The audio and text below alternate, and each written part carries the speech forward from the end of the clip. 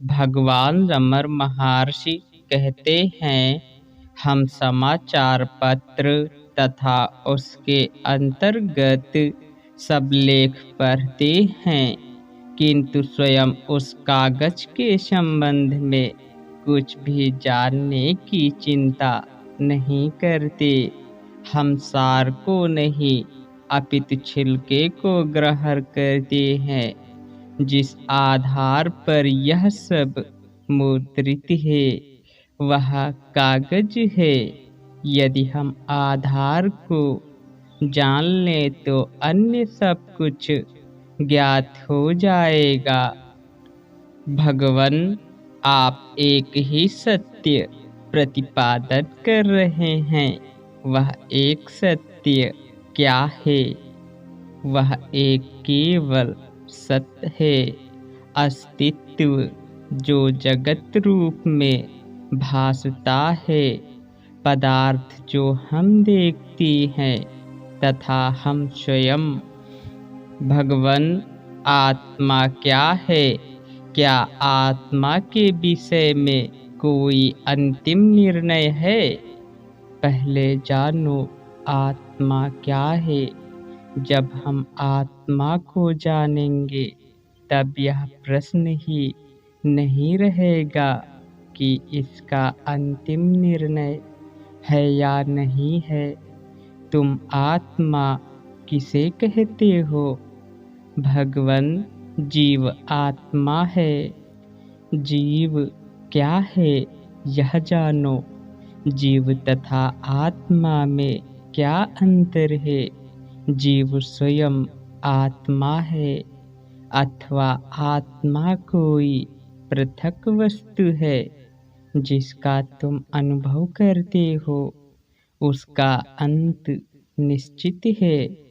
जिसकी उत्पत्ति हुई है उसका अंत अथवा विनाश अवश्यंभावी है।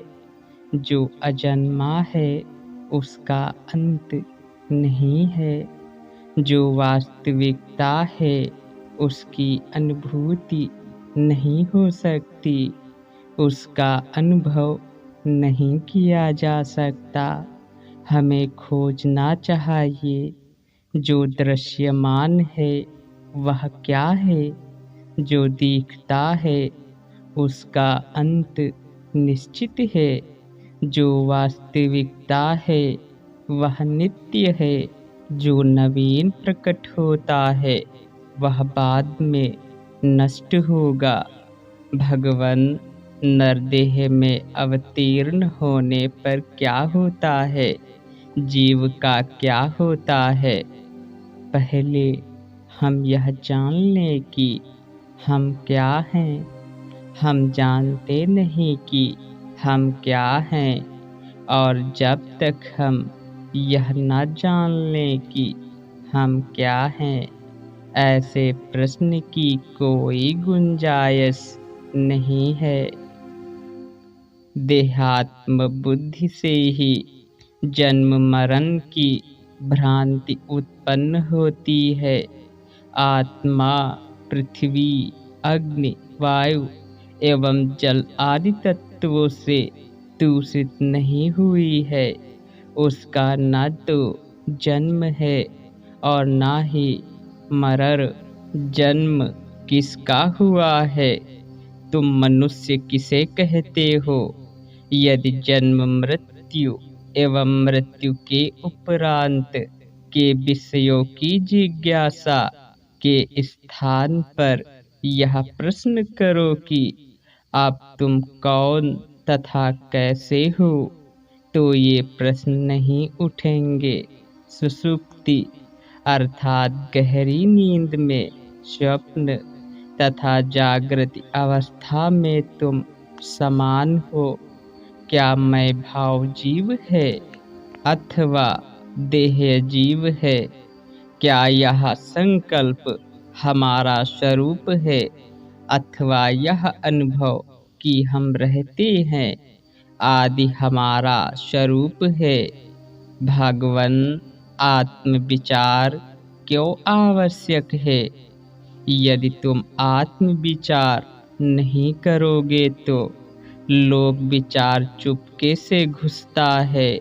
जो नहीं है उसे पाने का प्रयास किया जाता है, ना कि उसे जो वास्तविक है।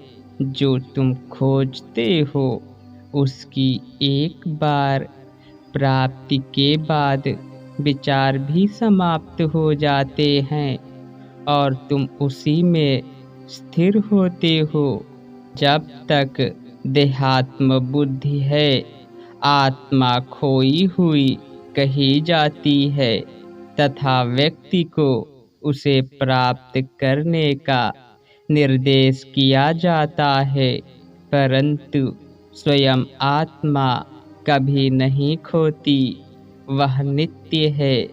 देह को आत्मा कहते हैं, इंद्रिय को आत्मा कहते हैं। इसी प्रकार जीवात्मा, परमात्मा आदि हैं। हजारों वस्तुओं को आत्मा की संज्ञा दी जाती है। आत्मा की खोज से अभिप्राय है वास्तविक आत्मा को जानना। हरि ओम तत्सत।